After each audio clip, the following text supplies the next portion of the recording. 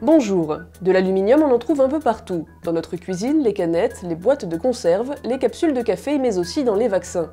L'aluminium y est utilisé comme adjuvant. En renforçant notre immunité, il multiplie par 6 environ l'efficacité du vaccin. Mais cette utilisation de l'aluminium inquiète, car ce métal est reconnu neurotoxique.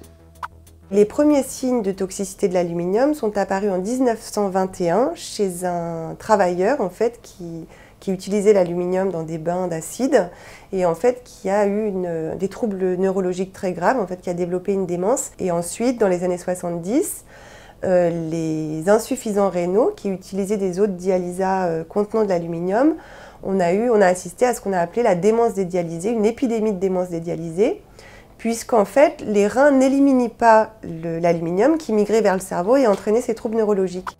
En 1993, la neuropathologiste Michèle Coquet réalise des biopsies sur des personnes souffrant de troubles musculaires, articulaires et de fatigue chronique. Elle repère alors des amas noirs sur des cellules macrophages.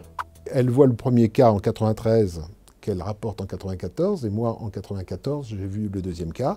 Et à partir de ce moment-là, tous les laboratoires de myopathologie français, c'est-à-dire tous les laboratoires où on fait des biopsies musculaires de façon régulière, ont vu l'émergence de cette nouvelle pathologie qu'on avait décrite sans connaître sa cause, comme myofasciite à macrophage, ce qui, en termes étymologiques, veut dire inflammation des enveloppes musculaires comportant des cellules de la lignée monocyte-macrophage. C'est seulement en 1998 qu'une personne, grâce à une technique particulière, a identifié ces amas noirs comme étant de l'hydroxyde d'aluminium. Le jour où j'ai eu cette information, j'ai réceptionné une encyclopédie en 4 volumes d'immunologie. Je cherche aluminium dans l'index et je tombe sur tout un chapitre sur aluminium comme adjuvant des vaccins.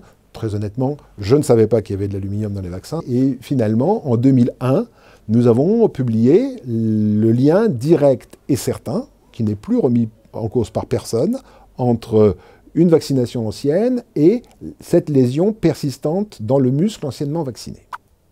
Une partie de l'aluminium du vaccin disparaît dans les 4 jours après l'injection. Une autre demeure dans le muscle et une dernière enfin migre dans le corps humain.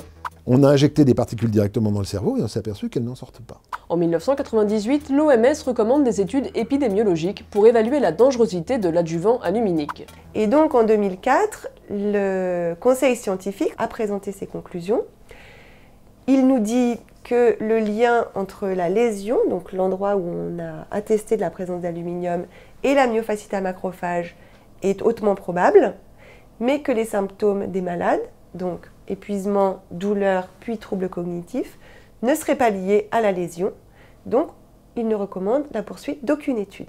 Face à l'énervement et à la colère auquel doit faire face l'AFSAPS, le lendemain, l'AFSAPS dit « on va poursuivre les recherches sur cette thématique ».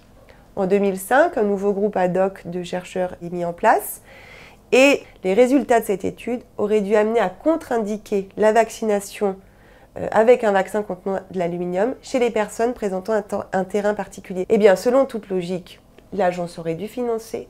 Ça n'a jamais été financé. Il n'y avait aucune ligne budgétaire possible en France pour travailler sur un sujet de santé publique aussi considérable. L'AFSAPS a été dissoute, l'ANSM a été mise en place, et un des grands éléments nouveaux de l'ANSM, c'est qu'elle a eu, pour la première fois, à distribuer des financements sur des questions relevant de la sécurité des médicaments. Et quelle n'a pas été notre surprise de voir qu'on a été au tapis. Dans le même temps, et ça c'est quelque chose de très important, la même agence préconise le retrait de l'hydroxyde d'aluminium des cosmétiques, alors que l'hydroxyde d'aluminium des cosmétiques, c'est un aluminium particulier exactement superposable à l'aluminium vaccinal, et que dans le même temps, les industriels retirent l'hydroxyde d'aluminium des vaccins félins. On est là dans une contradiction intellectuelle, une sorte d'incohérence incompréhensible. À l'international, des chercheurs tirent aussi la sonnette d'alarme. En Grande-Bretagne avec le professeur Christopher Exley. Il découvre que l'adjuvant aluminique dans les vaccins favoriserait les maladies neurodégénératives comme Parkinson, Alzheimer, la sclérose latérale ou encore la myotrophie. Au Canada, le docteur Chris Shaw note des troubles moteurs sur des souris exposées à de l'hydroxyde d'aluminium. En Israël, le professeur Yehuda Schoenfeld met en évidence que l'exposition à des adjuvants dont l'hydroxyde d'aluminium, conduit à des désordres immunitaires. The ASIA is an acronym which denotes autoimmune syndromes, in plural, induced by adjuvant. This means ASIA. Autoimmune diseases are caused by stimulated immune system which reacts against our own tissue and organs. Therefore, it's very logical and conceivable that adjuvants may be one of the causes of autoimmune diseases. There are many cases now in the literature, and we summarize them in a book in which vaccines cause autoimmune diseases in persons with genetic background. Malgré ces découvertes, l'Académie des sciences affirme qu'aucune preuve de toxicité neurologique imputable à l'aluminium de l'alimentation ou des vaccins n'a pu encore être fournie à ce jour.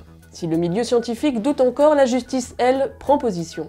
Le 21 novembre, le Conseil d'État a reconnu le lien entre myofasciite à macrophage et vaccination chez un éboueur de la mairie de Paris qui, lui, avait été vacciné contre l'hépatite B. En fait, pour se faire embaucher, il y a des vaccinations obligatoires pour de nombreuses professions, notamment les professions médicales. Et lui, pour pouvoir exercer son métier d'éboueur, a dû se faire vacciner et a déclenché cette pathologie quelques mois plus tard. Alors existe-t-il des alternatives à l'aluminium comme adjuvant? Oui, le phosphate de calcium par exemple. Il a été utilisé dès les années 60 dans les vaccins antidiphtériques. Il a été abandonné dans les années 80 au profit de l'aluminium, reconnu plus efficace par les industriels. Mais les études se contredisent sur ce point. Le squalène, un adjuvant huileux, pourrait être une solution. Il est déjà utilisé dans un vaccin contre la grippe. Rappelons également que pendant une trentaine d'années, le vaccin DT-polio a été injecté sans adjuvant aluminique. Il a été interdit en 2008 par le gouvernement. Motif, il provoquait des allergies. Ce qui est plus inquiétant, c'est qu'un autre vaccin qui est sur le marché, qui s'appelle le Tetravac, qui est aussi commercialisé par Sanofi, contient exactement les mêmes composants que le DTP qui a été retiré et qui entraînerait des réactions allergiques. Donc deux solutions, ou il faut retirer également le Tetravac, ou à ce moment-là, on peut remettre sur le marché le vaccin DT-polio qui coûtait peu cher, qui n'avait pas d'aluminium. Des membres de l'association d'entraide aux malades de myofasciite à macrophage ont organisé fin novembre 2012 une grève de la faim. Leur demande que le gouvernement respecte ses engagements de campagne. Monsieur Hollande, au nom du Parti socialiste, s'est engagé à ce que la recherche bénéficie des financements nécessaires.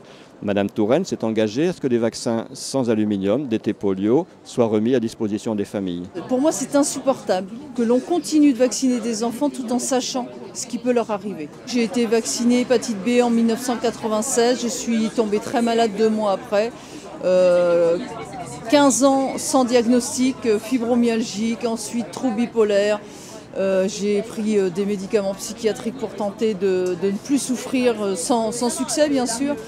Et finalement en 2011, j'ai enfin obtenu ce diagnostic que j'ai cherché seul sur Internet. Nous allons très clairement prendre contact avec la ministre de la Santé ainsi qu'avec l'Élysée pour que dans les délais les plus courts, on puisse mettre en œuvre et que des engagements soient pris. On ne peut pas accepter aujourd'hui que des personnes soient obligées de mettre leur vie en danger en faisant la grève de la faim parce qu'une parole présidentielle n'est pas respectée. Un homme, une femme, quelqu'un qui se lève pour faire la grève de la faim, on le retrouve dans la littérature jusqu'à dans l'Antiquité. C'est des combattants. Je suis très admiratif parce que ça demande un don de soi et un engagement qui, je vous l'assure, n'est pas à la portée du premier venu. Ce que nous demandons depuis maintenant plusieurs années, c'est que la recherche menée à l'hôpital Henri Mondor de Créteil bénéficie des moyens lui permettant d'aller au bout des questionnements. C'est-à-dire, l'aluminium va dans le cerveau, oui. Pour qui? Qui est concerné? Une fois dans le cerveau, quels sont les dommages qu'il induit? Sur ce dernier point, les manifestants ont obtenu en partie satisfaction. L'Agence du médicament a finalement décidé de financer une étude sur les sels d'aluminium dans les vaccins. Le professeur Romain Gherardi participera à ces travaux. Le sort du DT-polio sans aluminium n'est quant à lui toujours pas tranché. On ignore toujours le nombre exact de personnes atteintes de troubles liés à la présence d'aluminium dans leur organisme, faute de registre national. Le nombre de vaccins proposés aux populations, lui, ne cesse d'augmenter.